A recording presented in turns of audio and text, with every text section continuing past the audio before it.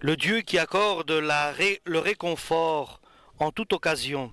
Il nous réconforte dans toutes nos détresses, afin que nous puissions réconforter ceux qui passent par toutes sortes de détresses en leur apportant le réconfort que nous avons nous-mêmes reçu de lui. De même, en effet, que nous avons abondamment part aux souffrances de Christ, de même nous recevons aussi un grand réconfort par le Christ. Si nous sommes en difficulté, c'est pour que vous obteniez le réconfort et le salut. Si nous sommes réconfortés, c'est pour que vous receviez le réconfort qui vous fera supporter avec patience les mêmes souffrances que nous subissons. Ainsi, nous avons un ferme espoir à votre sujet, car nous le savons, comme vous avez part à nos souffrances, vous avez aussi part au réconfort qui nous est accordé. Nous voulons en effet que vous sachiez, frères, par quelle détresse nous avons passé dans la province d'Asie. Le poids en a été si lourd pour nous, si insupportable que nous désespérions de conserver la vie. Nous avions l'impression que la peine de mort avait été décidée contre nous.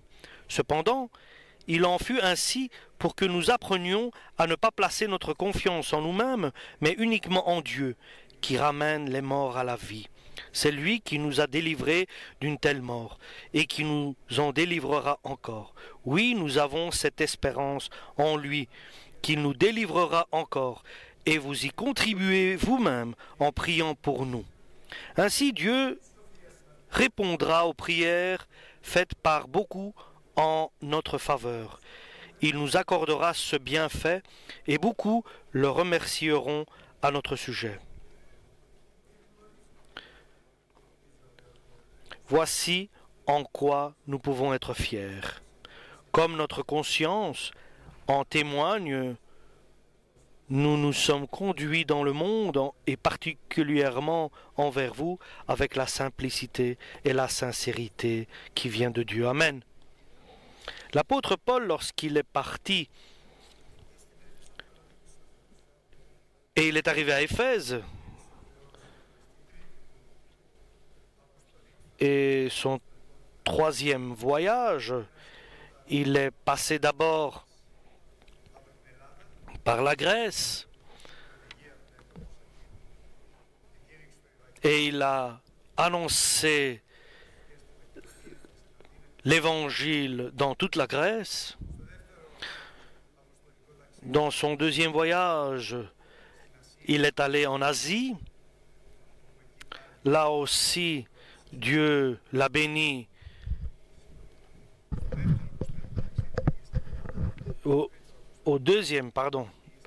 c'est au deuxième voyage qu'il est allé en Grèce, et au troisième voyage, il est allé en Asie. Et son œuvre que Dieu a fait par l'apôtre Paul.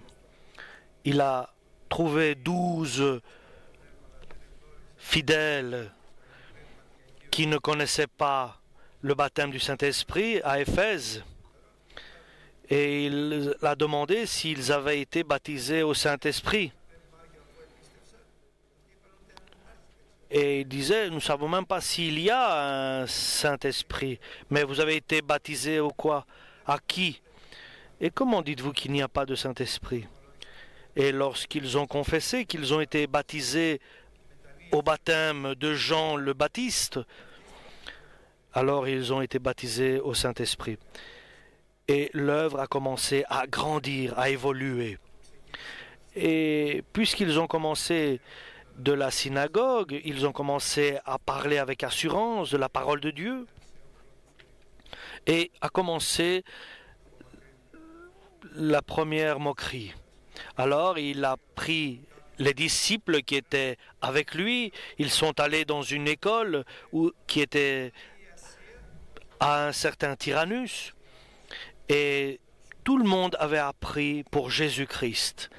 Et il y avait un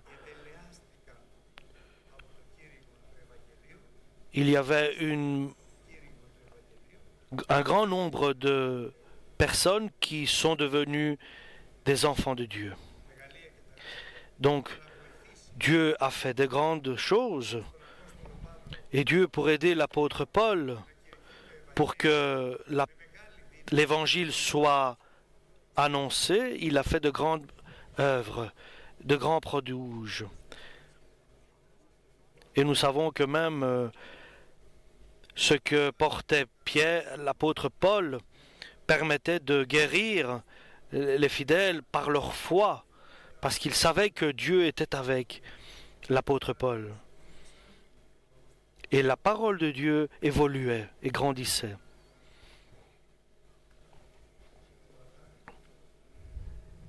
Et maintenant, nous allons voir, après 2 ans, ce qui se passe. Être chrétien, oui. Et de confesser Jésus, oui. Et de œuvrer dans l'œuvre du Seigneur, oui. Et cela a un prix. À cela a un coût. Quand tu as beaucoup de bénédictions, alors il y a un prix à payer. Ce n'est pas possible que ceux qui veulent vivre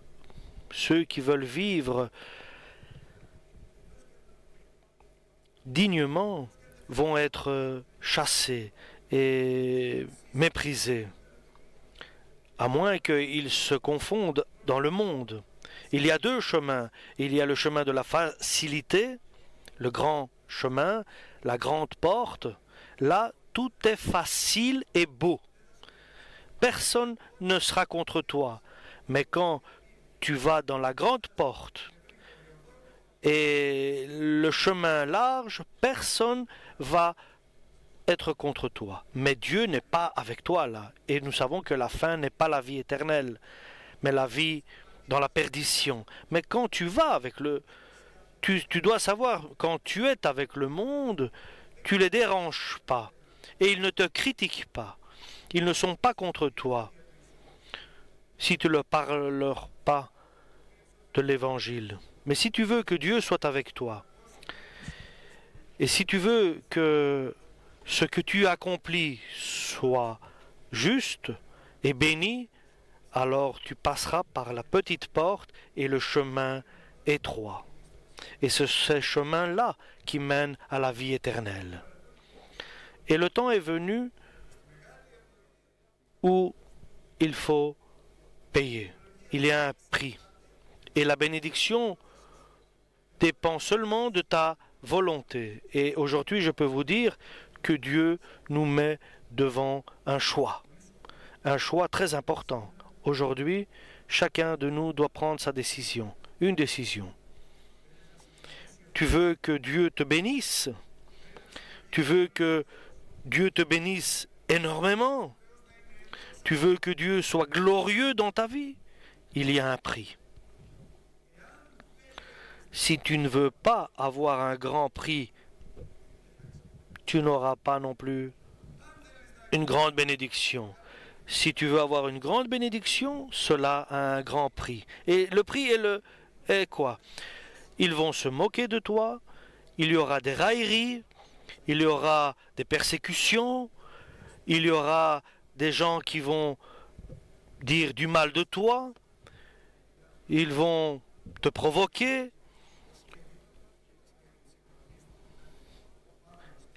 etc.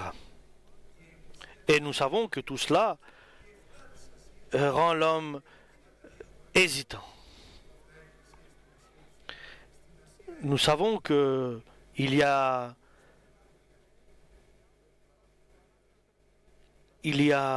les enfants du diable qui viennent contre les enfants de Dieu, comme Dimitri, qui était celui qui créait des temples de la déesse Athéna.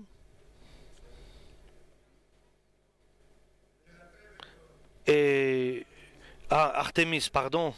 Et dans toute l'Éphèse, ils vénéraient Artémis, la déesse Artémis. Et le diable s'est levé par le biais de Dimitri, le créateur, celui qui forgeait et qui créait des petites statuettes en l'honneur de la déesse Artémis.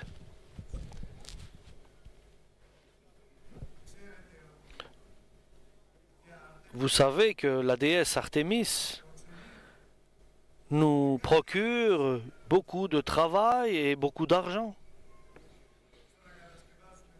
Parce que nous construisons son temple et ses idoles, ses statuettes. Mais vous voyez maintenant et vous entendez que ce Paul-là qui prêche et qui influence et qui persuade les hommes et les change, puisqu'il les a persuadés qu'il n'y a pas de déesse faite de main d'homme et Dieu est pas créé par les mains des hommes. Et ainsi, non seulement notre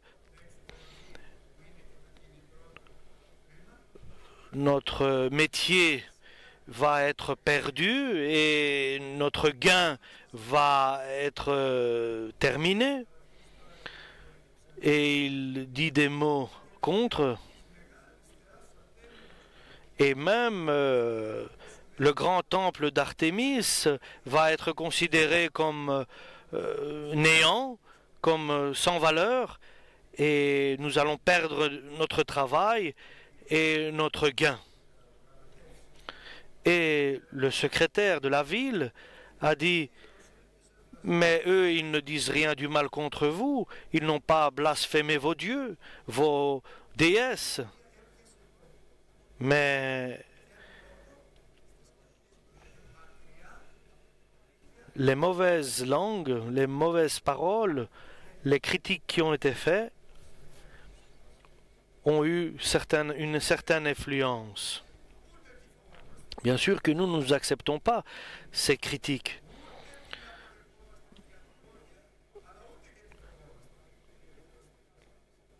Parce que Dieu est avec nous. Et nous savons que nous n'avons pas affaire avec des hommes, mais ils ont affaire avec Dieu. Et leurs critiques ont eu une influence sur toute la ville. Et ils ont commencé à frapper Paul et ceux qui étaient avec lui. Et ils ont saisi Paul et Aristarque, ceux qui étaient ses compagnons de chemin, et ils sont amenés au stade de la ville pour être lynchés. Et c'était quelque chose de très difficile pour l'apôtre Paul et ses compagnons de chemin. Et Dieu l'avait établi. Pourtant, il doit d'abord aller à Jérusalem et puis il doit aller à Rome. Donc il était établi sur un chemin. Il avait un parcours d'annoncer la parole même jusqu'à Rome. Il doit partir. Là, il doit partir à Rome. Et le diable sait ce qui va se passer. Et il soulève maintenant cette violence contre l'œuvre de Dieu. Et c'est un vent violent contre lui.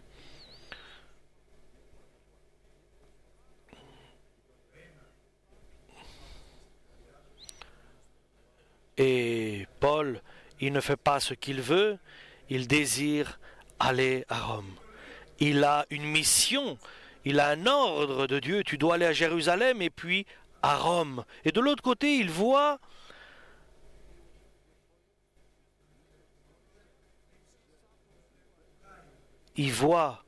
Gaïo et Aristarque qu'ils sont amenés au stade pour être lynchés. Il veut aller là aussi avec ses frères, avec ses compagnons de route, Et c'est une grande décision. C'est une décision. Tu laisses ta fiancée pour l'Église, pour Jésus. Tu dois choisir qui tu aimes plus, Jésus ou les hommes. Qui t'influence, ton cœur ou la parole de Dieu? Dieu l'a aidé. Il lui a dit, ne va pas, ne va pas au stade, tu vas aussi te faire lyncher.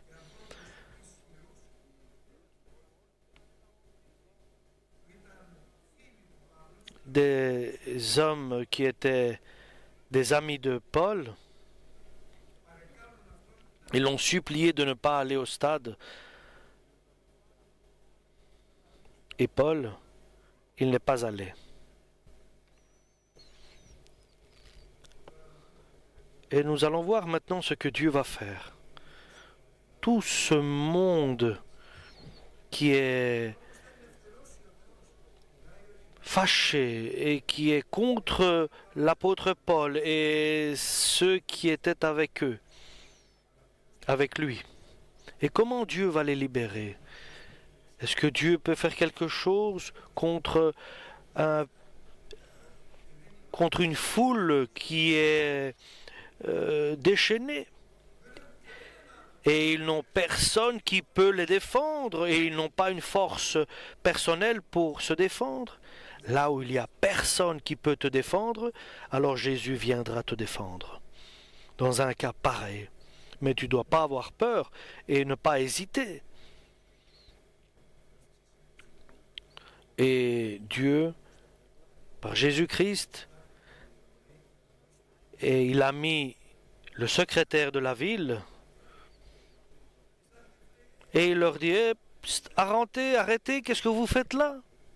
Vous voulez lyncher ces hommes-là, ils n'ont pas volé vos statues, ils n'ont pas blasphémé vos déesses, la déesse, ils n'ont rien fait contre vous. Et il y a des tribunaux qui jugent, mais nous sommes en danger ici, dit le secrétaire, et nous allons être annoncés comme que nous allons nous soulever, comme sédition. Et comment nous allons justifier aux Romains ce soulèvement? Et cette foule qui était sauvage, qui voulait aller lyncher les frères, et tout cela s'est calmé. Et toute cette foule qui était qui voulait lyncher les deux disciples de Jésus s'est arrêtée par le biais de Jésus-Christ qui est intervenu par le secrétaire de la ville. Et l'apôtre Paul, maintenant, il confesse. Il confesse sa confession qui est très importante pour nous. Il envoie de Philippe, puisqu'il était déjà passé par Corinthe, il veut mettre au clair certaines choses. Et Dieu lui donne la parole pour qu'il puisse l'écrire et pour que nous puissions aussi la recevoir comme maintenant. Il y a des lois naturelles qu'on ne peut pas transgresser, comme la loi de ce qui tombe et ne se lève pas. Il y a la loi de celui qui s'élève sera rabaissé et celui qui se rabaisse sera élevé. C'est la loi de Dieu. Celui qui se rabaisse, Dieu va l'élever. C'est une loi, il y a des lois naturelles et des lois spirituelles. Et ici, il y a la parole pour l'apôtre Paul. Il dit que le nom de notre Père céleste, de notre Seigneur Jésus-Christ soit béni. Il est le Père de bonté et en même temps Dieu qui console toute personne. Et Dieu, notre Père, est un Dieu de consolation. Et je le répète, ce qui signifie non seulement il nous console, mais il nous encourage et il nous fortifie. Donc Dieu notre Père céleste, celui qui nous a influencés, qui nous a persuadés à suivre son chemin, parce que nous ne sommes pas venus nous-mêmes, c'est lui qui nous a influencés, et il nous a persuadés de le suivre, et sa valeur a pris plus d'importance dans notre vie pour le suivre. Est plus forte la volonté de Dieu. Et ce Dieu-là, qui est le Dieu de consolation, est celui qui nous a consolés dans toutes nos situations. Il nous a réconfortés et il nous console dans chaque situation, dans les détresses que nous avons traversées.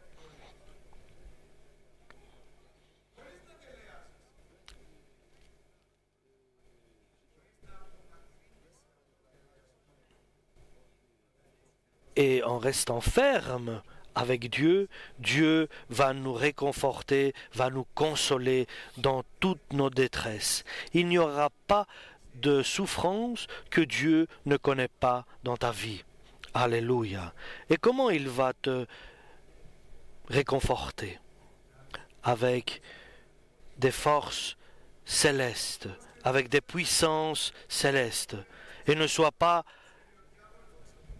hésitant et ne te mets pas avec le monde, mais transforme-toi par ton esprit, par le Saint-Esprit, et prends et sois toujours prêt à t'approcher de Dieu. Et il va te réconforter dans toute situation pour que tu puisses toi aussi, avec la consolation que tu reçois de la part de Dieu, de réconforter aussi les autres qui sont dans des circonstances difficiles.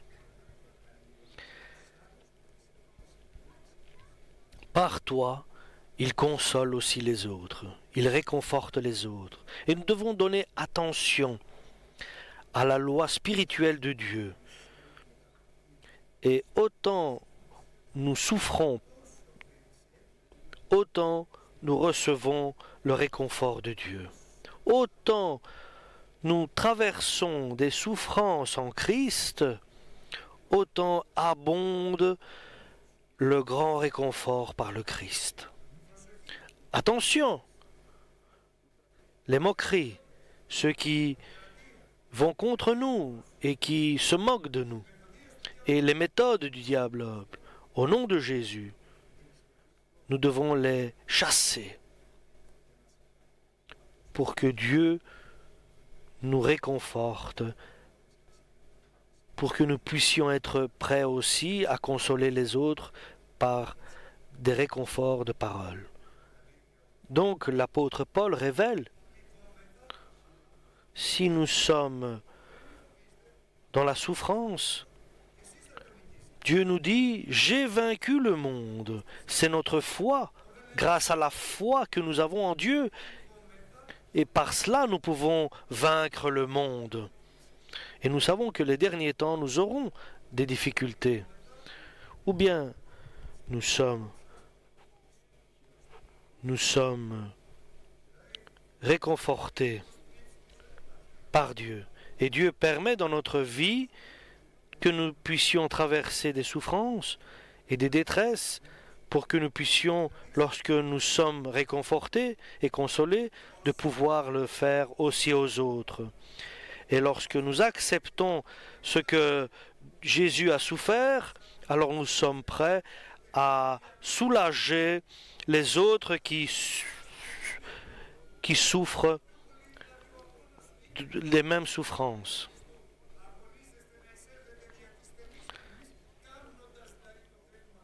Et faites la volonté de Dieu en passant par la petite porte et le chemin difficile. Autant nous essayons d'approcher Dieu par l'obéissance à Jésus-Christ, c'est ainsi que nous serons prêts, parfaits devant lui, pour que tu puisses être pour un grand salut. Il y a deux situations, une décision. Une grande porte, une petite porte. Grande porte, facilité et perdition. Petite porte, souffrance, critique, mais bénédiction de la part de Dieu. Et ça, c'est ta décision. Et par le petit chemin, il y a beaucoup d'efforts. Par la grande porte, il n'y a aucun effort. Tout va bien. C'est pour cela que l'apôtre Paul dit, faites attention. Nous supplions Dieu pour qu'il vous donne beaucoup de force.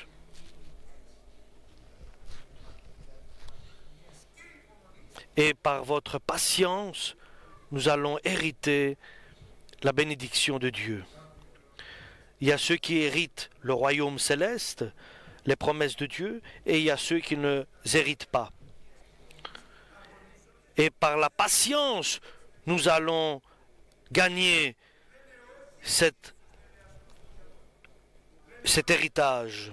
Ceux qui disent non au péché, ceux qui disent non au diable, et qui disent un grand oui au Père éternel, au Père céleste. Alléluia. Donc, ou bien nous souffrons, mais nous souffrons pour votre bien, pour que nous puissions vous réconforter.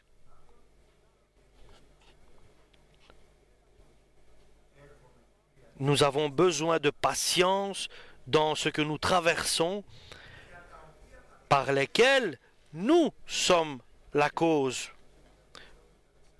Parce que nous essayons toujours de passer par le chemin le plus étroit. Ah, certains disent, ah, je passe pas par le chemin difficile, par la petite porte.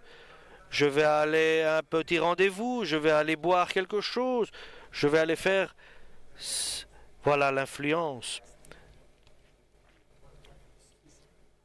C'est une tentation.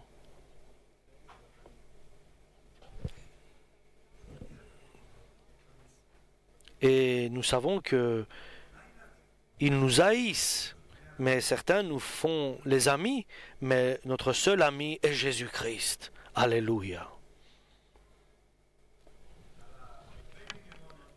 Et ce n'est pas seulement que nous souffrons, ou bien nous sommes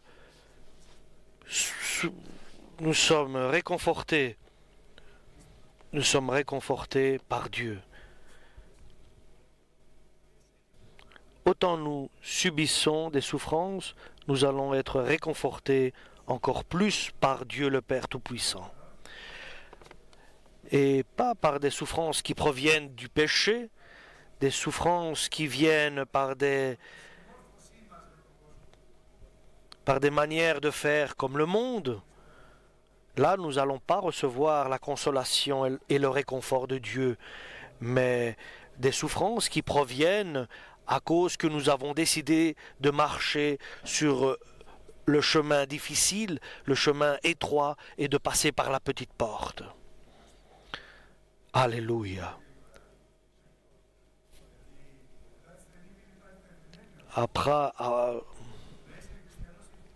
Après la petite porte, il y a un prix. Ne dis pas facilement Amin, parce qu'il y a un prix.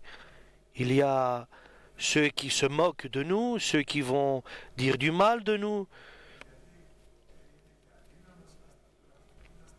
Et bien sûr, nous sommes faibles. Oui, nous voulons passer par le petit chemin, par la petite porte.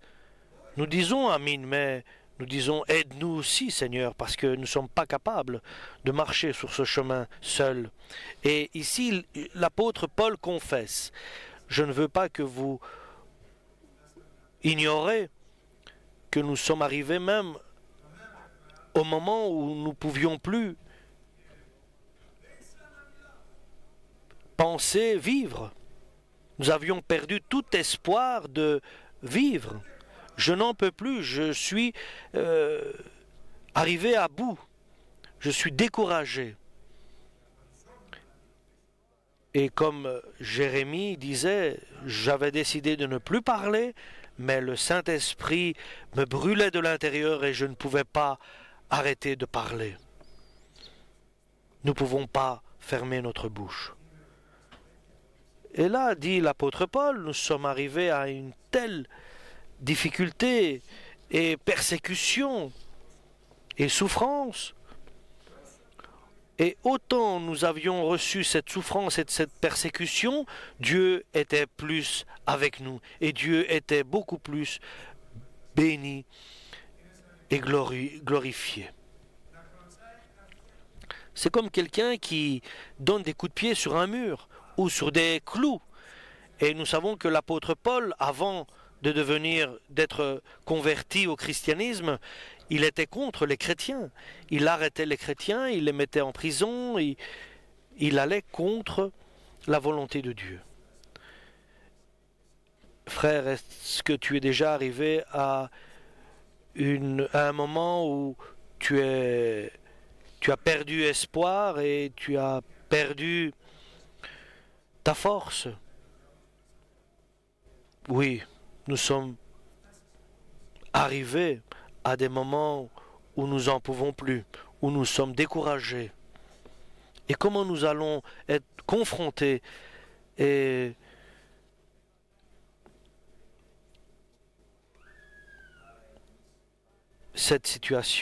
contre cette situation. Mais nous avons pris la décision de la mort, dit l'apôtre Paul. Et je vous le dis, je vais le dire encore une fois, je vais le confesser. C'est une grande de dire, nous devons dire de prendre la décision de la mort. Je ne dis pas que je l'ai pris, mais je dis, il faudra que nous la prenions tous, cette décision de la mort. C'est-à-dire, parce que le diable, il a une arme en main, la peur de la mort. Et fais attention, je vais te tuer, dit le diable. Oui, il peut le faire. Oui, bien sûr, il peut le faire. Mais le Christ que dit? N'aie pas peur. Le Christ dit, n'aie pas peur. Ce n'est pas facile, mais celui qui tue le corps, mais ne peut pas rien faire pour ton âme, ne crains pas celui-là. Mais crains celui qui peut tuer ton corps et qui peut aussi tuer et envoyer ton âme en enfer. Donc Dieu, c'est une décision de mort. Ça fait 30 ans que je suis au Christ. C'est-à-dire, je n'ai pas peur du diable parce que j'ai pris la décision de mourir. Mais mon âme, tu ne peux pas la prendre. Tu peux prendre mon corps, tu peux me tuer, mais mon âme, tu ne peux pas toucher mon âme. Alléluia. Mon corps extérieur, oui, bien sûr. Mais l'homme intérieur se renouvelle. Et au 3e voyage de l'apôtre Paul, c'est là où il a pris la décision de la mort. Le 57 après Jésus-Christ. Et il est 20 ans après que Jésus l'a persuadé de le suivre. Et après 20 ans, il a pris la décision de mourir. Il a dit, ma décision est prise. Après cette situation d'épreuve qu'il a traversée. Et aujourd'hui, donc, il y a 3 thèmes. Premier thème est efforcez-vous de rentrer par la petite porte. Vous aurez peut-être des souffrances, mais votre combat ne sera pas vain. Et deuxième thème, c'est autant tu souffres, autant tu seras réconforté. N'aie pas peur. N'aie pas peur. Ne crains pas.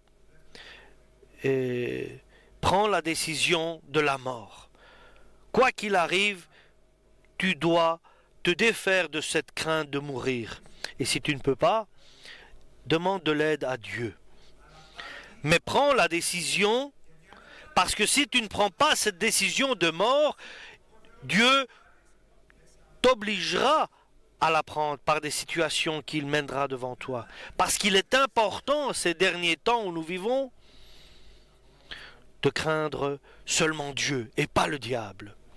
Et personne d'autre. Alléluia. Ne dis pas, je ne peux pas, comme moi je disais, parce que Dieu te forcera à dire ces paroles. Aujourd'hui, aide-moi Seigneur, aide-moi à prendre cette décision de la mort, que nous sommes totalement entre les mains de Dieu et la mort ne nous fait plus peur, car Dieu est avec nous, car personne d'autre que ne peut toucher notre âme. Et je l'ai déjà dit souvent, chers frères et sœurs, je ne pouvais pas confesser une décision de mort, mais aujourd'hui je peux vous le dire que je dois confesser une décision de mort. Mais je reste toujours faible et craintif à la parole de Dieu. Mais Seigneur, ma faiblesse, je te la donne à toi. Je ne crains plus la mort. Donne-moi ton amour parfait. Et cet amour parfait chasse la crainte et la peur dehors. Donc l'apôtre Paul nous dit, maintenant, à 57 ans, nous avons pris la décision de la mort pour que nous n'avons pas d'espoir en nous-mêmes. Parce que quand tu n'as plus peur de la mort, tu n'as plus d'espoir en toi-même. Tu ne sais plus protéger ta propre vie. Alors tu te donnes totalement à Dieu. Ne disons pas de grandes paroles, attention.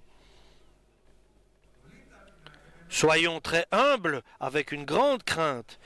Seigneur, fais une grande grâce à ton peuple. Tous ceux qui entendons ta parole, fasse que nous ayons cette grâce dans notre cœur et que nous puissions faire ta volonté. Et troisième thème, et que nous espérions plus en nous-mêmes, que nous savons que ce que nous disons est vrai, et que nous soyons persuadés de ce que nous disons, que tout est important dans la vie du chrétien. Et nous ne pouvons pas nous-mêmes nous protéger. Nous ne pouvons rien faire nous-mêmes, mais ce Jésus va nous aider. Nous sommes sans valeur, sans valeur. Mais pour le Christ, nous sommes des rois et nous sommes un peuple saint, un peuple que Jésus a choisi pour révéler, pour que nous puissions révéler sa bonté. Alléluia. Nous avons besoin de ton aide et de ta grâce, Jésus-Christ. Parce que les temps difficiles, Dieu désire des personnes comme cela qui l'adorent en esprit et en vérité, sans la crainte de la mort qui a une force en nous lorsque nous craignons la mort. Lorsqu'il y a la crainte de la mort en nous, le diable grandit en nous. Lorsque cette crainte de la mort s'en va, alors il est réduit à zéro. Et Dieu est fort en nous. C'est pour cela, mets-nous cette grâce dans notre cœur et cet amour parfait qui jette dehors la crainte et la peur. Et ayant cette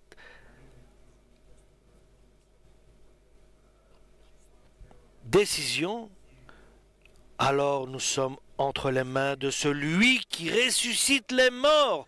C'est à ce Dieu-là que nous croyons.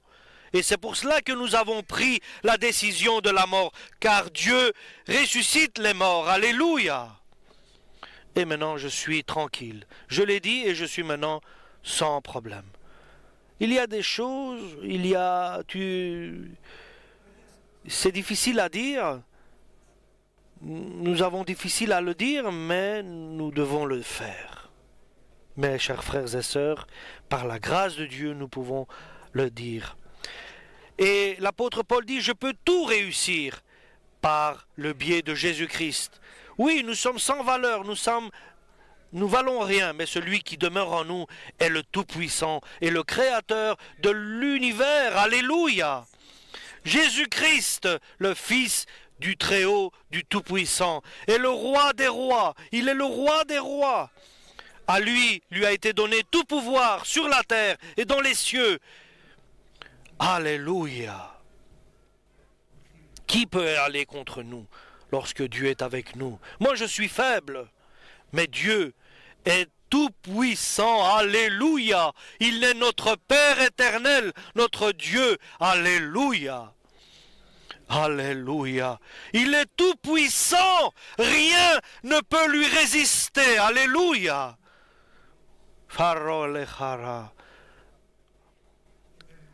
Car nous espérons pas en nous-mêmes, mais à la grâce de Dieu.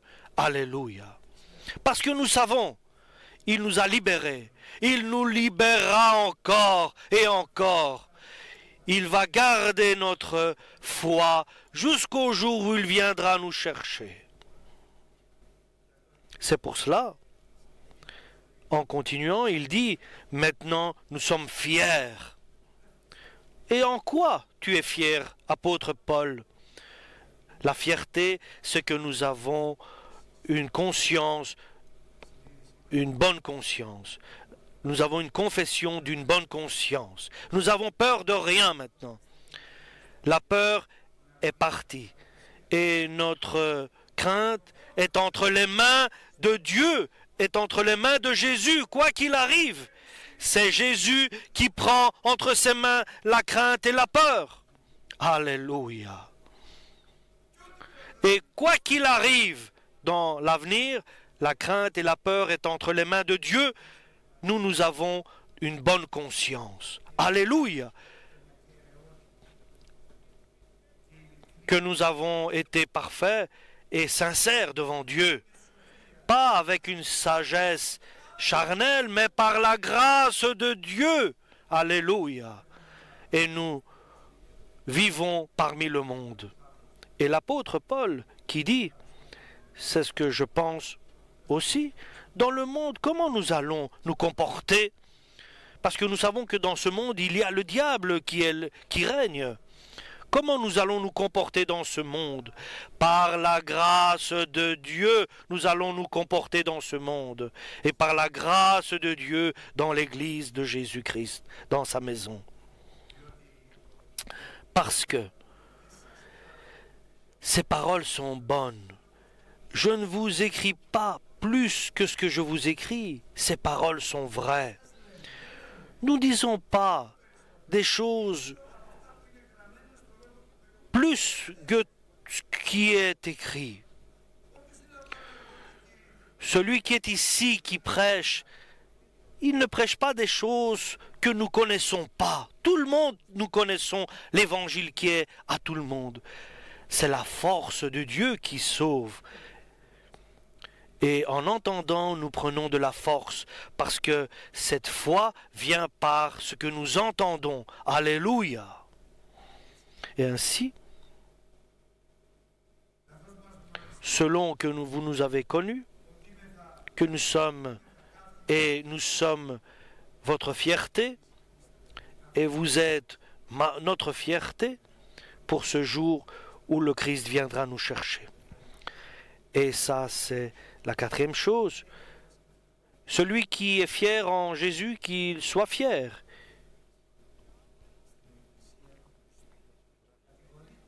Et nous savons que l'Église de Jésus est toujours méprisée. Mais nous sommes fiers. Nous sommes fiers de l'Église de Jésus. C'est une Église sainte qui